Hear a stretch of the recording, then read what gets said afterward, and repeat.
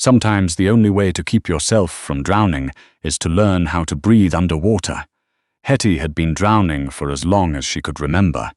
The night her stepfather announced the debt, she was standing in the kitchen of their rented house in South Baltimore, still wearing her work clothes, a blue polyester blazer from the thrift store on Pratt Street, a pen stain on the left cuff she'd been trying to hide for 3 weeks. She'd worked a double at the shipping company's accounts office. Her feet hurt. The fluorescent light above the stove buzzed the way it always did, a high, thin sound like something trying very hard not to die. Raymond was at the table.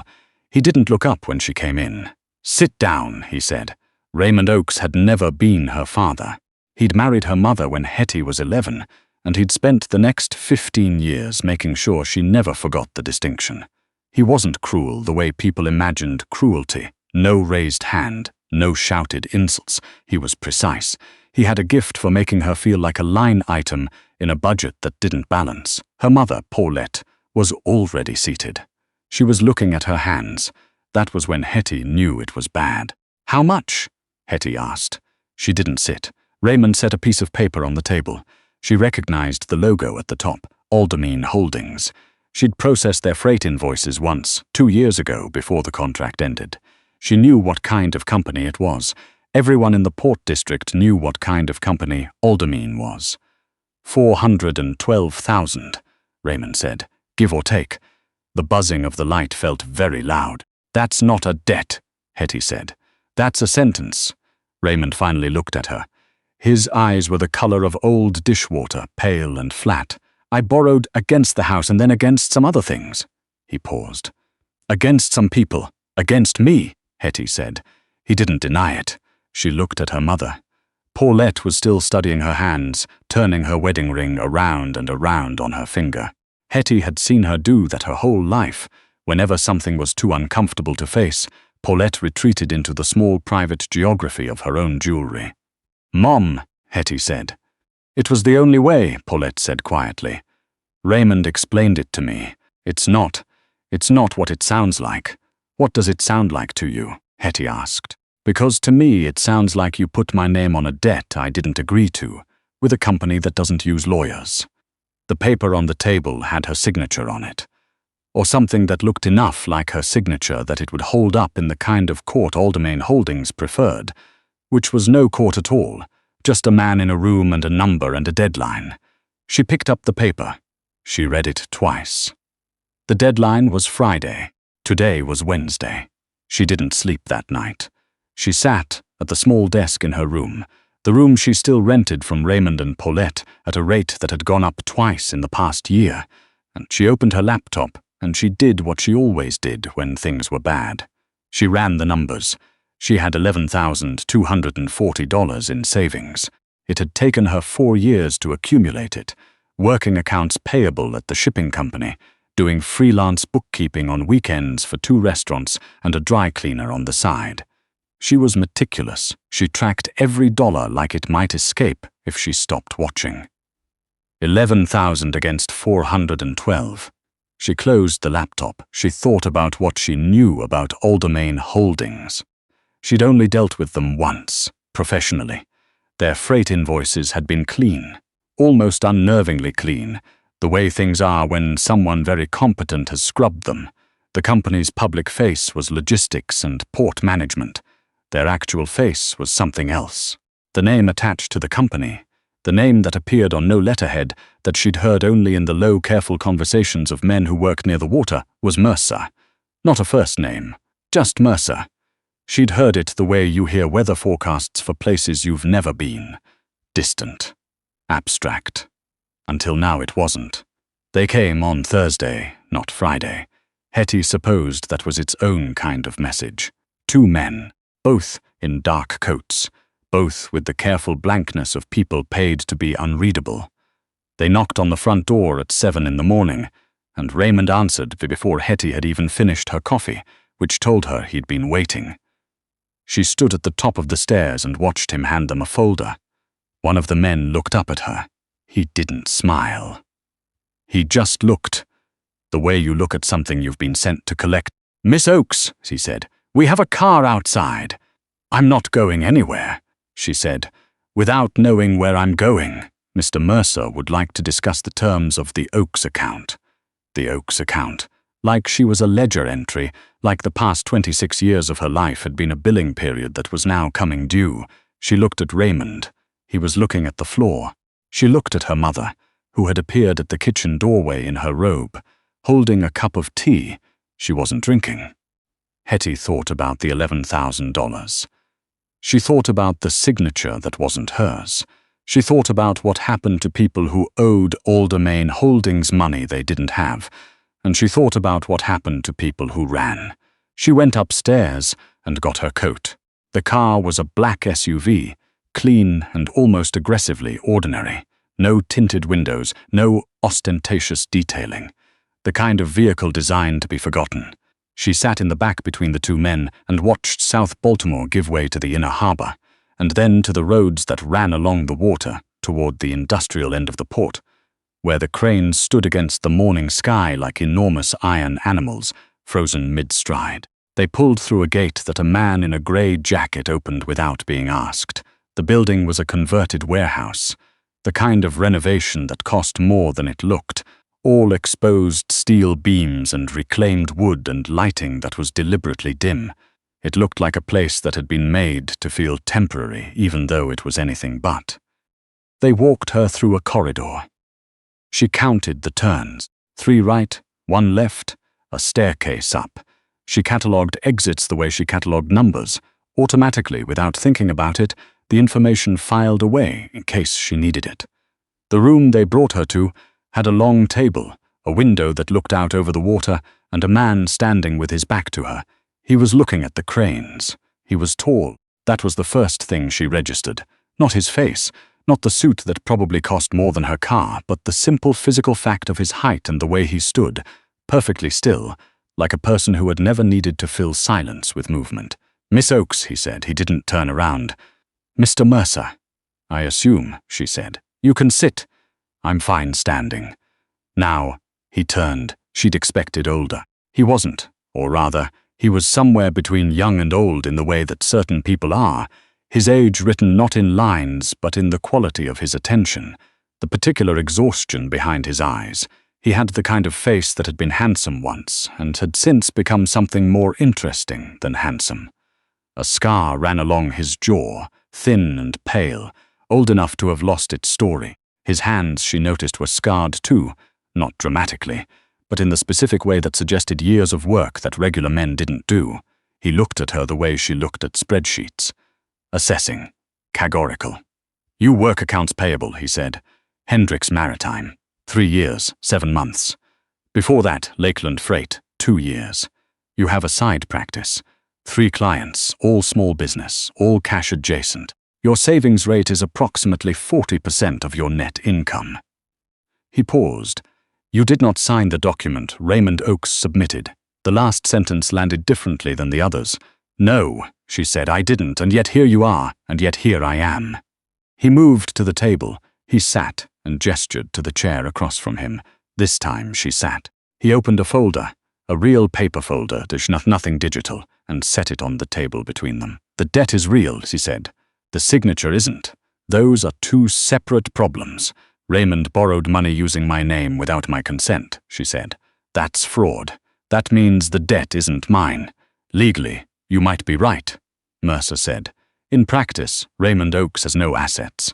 He has a house that isn't paid for, a car with 3 payments relationship with certain off-track betting operations." He looked at her steadily.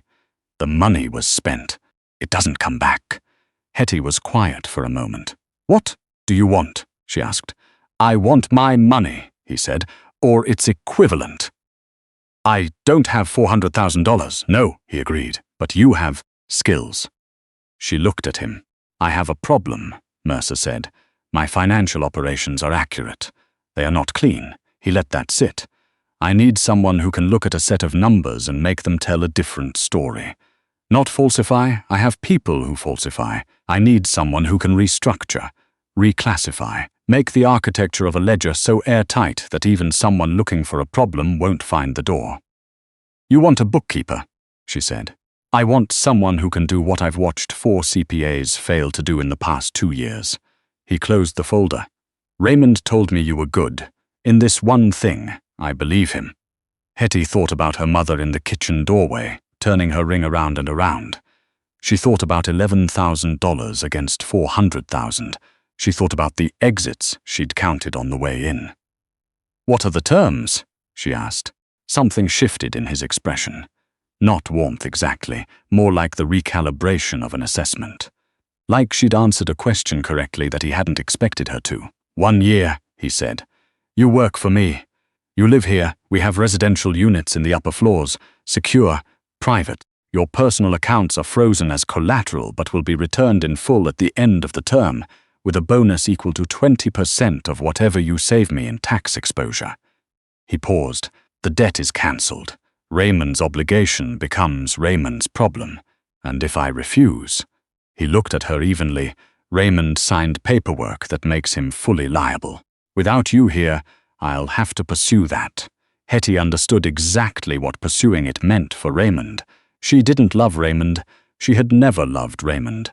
But her mother did, in the particular helpless way that Paulette loved things, quietly, exhaustingly, without the ability to imagine life differently. If Raymond was gone, Paulette would unravel in the slow way of a thing that had never been taught to hold itself up. "I want it in writing," Hettie said. "Real writing, notarized. I'll have Aldemir's counsel prepare it this afternoon." "Not your counsel," she said. "An independent notary. Someone I choose." A pause, then something that was almost a smile, brief as a camera flash, gone before she could fully register it. "Agreed," he said. The room they gave her was on the 4th floor. It was large, far larger than her room in Paulette's house, with a window that looked out over the water. The furniture was expensive and minimal, the kind of aesthetic that communicated wealth by subtracting comfort. The bathroom had heated floors. She discovered this by accident and stood on them for 10 minutes, which was the most indulgent thing she'd done in recent memory. She had brought one bag. She unpacked it with the practiced efficiency of someone who had learned not to spread themselves too thin in any space that wasn't permanent. She set her laptop on the desk. She set her notebook beside it, a physical notebook, college-ruled, the cheap kind from a pharmacy. She had a system. She was still a person who had a system, even here. The financial records were a disaster. Not in the way that amateur disasters are. Not obvious. Not careless. They were a sophisticated disaster, the kind that comes from very smart people making very confident decisions without anyone to tell them when they were wrong. Multiple holding structures, several of which existed in jurisdictions that required special handling. Revenue streams that had been categorized, without considering how they'd look alongside each other. Timing issues that, in aggregate, created a pattern that she could read like a neon sign. She spent the first 3 days just mapping it. She didn't touch anything. She drew diagrams in her notebook in pencil, the kind you can erase, and she built a picture of the shape of the problem before she started thinking about solutions. On the 4th day, Mercer came to the office they'd given her. She didn't hear him come in. She became aware of him the way you become aware of weather, a change in the quality of the air, a peripheral stillness. She didn't look up. "The harbor shell accounts," she said. "They're treating it as passive income. It's not passive. Whoever set this up confused the legal definition with the tax definition. Those are not the same thing, and it's creating a 17% phantom liability that didn't need to exist." Silence. "That's $83,000 that you've been overpaying," she continued. "For at least 2 years, based on what I can see. Probably 3. She heard him pull out the chair across from her desk. He sat. "You've been here 4 days," he said. "The problem was visible on day 1. I wanted to make sure I was right before I said anything." She looked up at him. "I'm right." He looked at her notes. She watched him read them, actually read them, not skim. She noticed that about him, the quality of his attention. When Mercer looked at something, he was fully present in a way that was almost physical. "What else?" he asked. "I've been here 4 days," she said, echoing him. Another almost smile. "Fair." He didn't leave. He pulled the chair closer, and they went through the notes together, and she discovered that he understood numbers. Not at her level, not the granular forensic level, but structurally. He understood systems. He could follow an argument about financial architecture the way other people followed conversations about weather. It was, she realized, the first time since arriving that she'd felt like a person in the room, instead of an asset in a room. She wasn't sure what to do with that. The weeks acquired shape. She worked. She was very good at working. It had always been the thing she could count on when everything else was uncertain. She restructured the harbor shell accounts. She found 2 more phantom liabilities in the logistics division. She built a reporting system that would, going forward, flag the specific category errors that had caused the problem in the first place. She ate dinner alone, usually at her desk. She called her mother on Sundays. The calls were short. Paulette asked if she was okay. Hettie said yes. Paulette seemed to want reassurance that Hettie wasn't angry, and Hettie gave it, because the alternative was a conversation that would require more from her than she had to give. She didn't think about Raymond, she thought, more than she wanted to about Mercer. He came to her office every few days. Never at a scheduled time, never announced. He'd appear in the doorway the way he had the first time, and they'd go through whatever she was working on, and he'd ask questions that were always the right questions, and then he'd leave. He never stayed longer than 40 minutes. She started timing it without meaning to. She learned things about him sideways, the way you learn things about people you're not supposed to be curious about. He didn't eat lunch. He drank black coffee at 6 in the morning, and then nothing until evening. He had a habit of pressing his thumb against the scar on his jaw when he was thinking, an unconscious gesture she suspected he didn't know about. He had people who were loyal to him in the specific way that goes beyond employment. She could tell by the way the men and women who worked in the building moved when he was near, not with fear but with the heightened attention of people who genuinely did not want to disappoint him. He was not, she had concluded, a good man. She wasn't sure the category applied to him the way it applied to people who had the luxury of choosing, but he kept his word. Every item from the agreement, documented, honored, consistent. In her experience, that was rarer than cruelty. The problem with Aldemine's Eastern Port accounts arrived on a Tuesday, the way problems in her life had a habit of doing. She'd been cross-referencing the shipping manifests against the declared values for a routine reconciliation when she found it, a recurring discrepancy in a set of containers routed through a facility she didn't recognize. Small amounts, individually. The kind of numbers you wouldn't notice unless you were looking at aggregates. Unless you were her. She sat with it for 20 minutes. Then she went to find Mercer. She had to ask 3 different people before she found him. Down in the operations floor, standing over a table covered in actual paper documents, talking in low tones with 2 men she didn't recognize. He looked up when she appeared in the doorway. The 2 men looked at her the way the men in dark coats had looked at her in Paulette's house, like she was a thing that had arrived without context. "Miss Oakes," Mercer said. "I need 5 minutes," she said. "When you have them." He said something to the 2 men in a voice too quiet for her to hear. They gathered their documents, and Mercer crossed the room to her. "Now," he said. She showed him the discrepancy on her tablet. She walked him through the numbers, the individual amounts, the frequency, the routing, the facility code that didn't match anything in the official manifest system. He stood very still while she talked. "Someone inside," he said when she finished. "The amounts are too consistent to be error," she said. "Error has variation. This has a signature." He looked at the screen for another moment, then he looked at her. "How long?" he asked. 14 months, based on what I can access. There may be more before that." He nodded once, slowly. "You should have come to me when you first saw it." "I came to you 20 minutes after I saw it," she said. He looked at her steadily. 20 minutes, he repeated. "I wanted to be sure. I'm always sure before I say anything." She met his eyes. "I'm sure." Something happened in his expression, not the almost smile, something more careful and, she thought, more honest. "Yes," he said quietly. "You are." He handled the situation with the Eastern Port accounts the way she imagined he handled most things, quietly, completely, and without any visible emotion. She didn't ask for details, she didn't need details. She'd given him the evidence. What came after was not her department. But 2 days later, there was a bottle of very good whiskey on her desk when she arrived in the morning. No note, which she understood was its own kind of note. She put it in the cabinet under her desk. She didn't drink whiskey particularly, but she kept it. 4 months in, she found out about the Trevino problem. She found out because she overheard it. Not eavesdropping, just the specific acoustic accident of being in the corridor outside the operations floor at the wrong moment, or possibly the right one.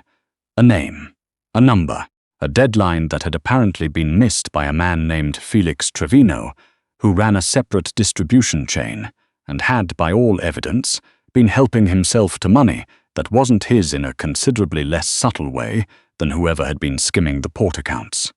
She went back to her office. She looked at the numbers she'd been building for weeks, a restructured framework for the distribution accounts, designed to make exactly this kind of extraction impossible going forward.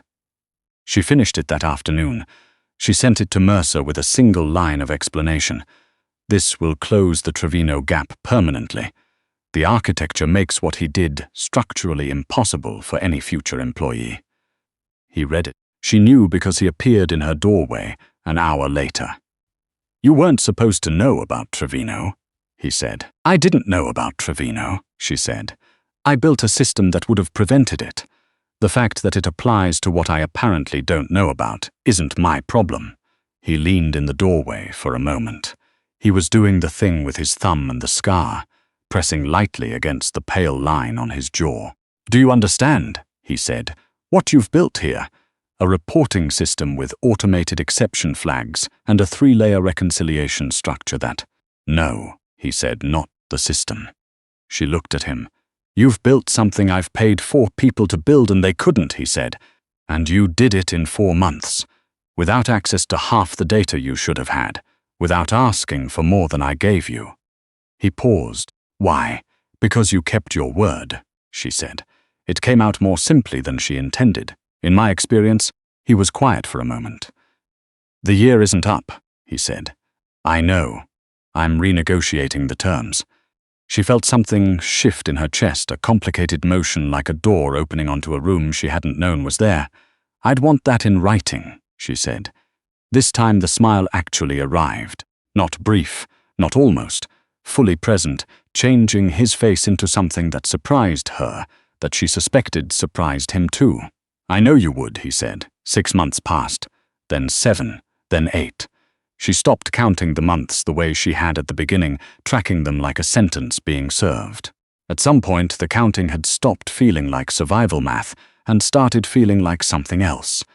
A child's counting game, the kind where you weren't sure if you were counting towards something or just enjoying the numbers themselves.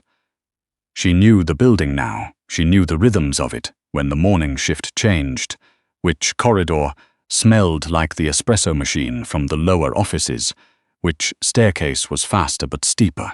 She knew the sound of Mercer's footsteps, which she would have been embarrassed to admit if anyone had asked.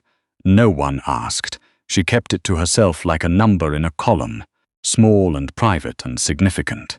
She also knew that Paulette had left Raymond. She found out from a brief voicemail.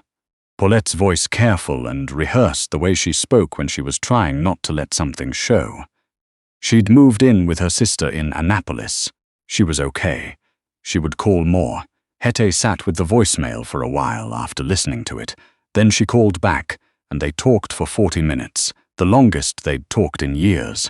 And Paulette cried a little, and Hettie didn't quite cry but came close, and at the end of it, something between them that had been tightly wound for a very long time released just slightly.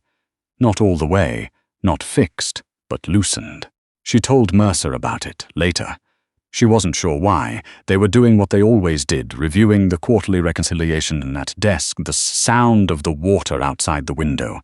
She said it the way she might have noted an item on a spreadsheet. My mother left Raymond. She's in Annapolis. He looked at her. Is she safe? Yes, Hettie said. She's okay. He nodded once, not perfunctory. Considered. Good, he said. 2 syllables. She had learned by then to hear the weight Mercer put into words. The man wasted nothing, including language. When he said good about her mother's safety, he meant it the way you mean a thing you've actually thought about. She looked at the spreadsheet in front of her. She thought about the woman who had arrived in this building 8 months ago, with 1 bag, and the determined numbness of someone who had stopped expecting things to be okay. She wasn't numb anymore. She wasn't sure when that had changed. Numbers changed at specific moments.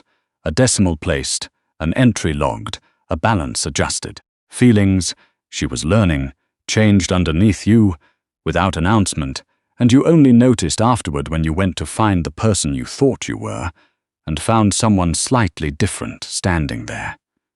The morning of her 1-year deadline, she found Mercer in the office before she arrived. He was standing at her window, the same posture as the first time she'd seen him, back to the door, looking at the water, the cranes visible in the early light. She'd thought then that it was a power pose, a choice.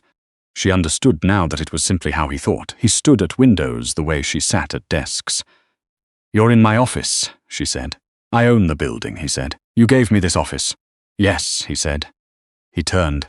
"I did." He had an envelope in his hand. He set it on her desk. She crossed the room and picked it up. She opened it. Inside was a single document. Not the original agreement, something new. She read it carefully. She read it twice. It was an offer. Not the same kind of offer as the first one, the one made across a table with 2 men standing at the door and her name forged on a piece of paper. This one was different in every element. Title, equity stake, permanence. It was also, she noticed, asking rather than telling. "This is a real offer," she said. "Yes." "You could have just, this is your operation. You could have just kept me." "No," he said. "I couldn't." She looked at him. "You were here on terms," he said. "The terms are done. What happens next is your choice." "Not mine," he looked at her steadily. "It has always been your choice. I just couldn't tell you that at the beginning." She thought about the morning in Paulette's kitchen. The forged signature, the 2 men at the door. The feeling of standing at the top of a staircase watching her life be handed over in a folder. She thought about the Harbour Shell accounts, and the phantom liability, and the whiskey under her desk she still hadn't opened.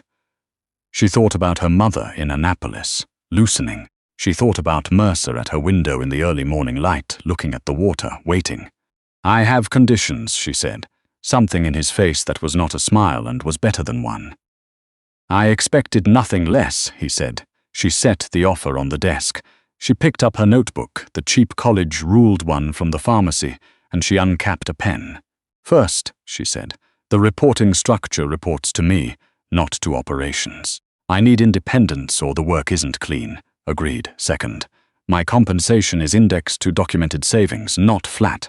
I found you $240,000 in year 1. I want a percentage of what I find going forward." Agreed. "Third," she paused. "I'm calling an independent notary." "I know," Mercer said. "I already scheduled one. 11 o'clock. She looked at him. He looked at her, with that quality of attention that she had spent a year cataloguing and still had not entirely mapped. The weight of it, the specificity, the way it made her feel like a number that had finally been placed in the correct column. "Hettie," he said, her name in his voice, unhurried the first time he'd used it. "Don't push it," she said. But she was writing already, the pen moving across the page. Her own terms in her own handwriting, her own name at the bottom. This time she signed it herself.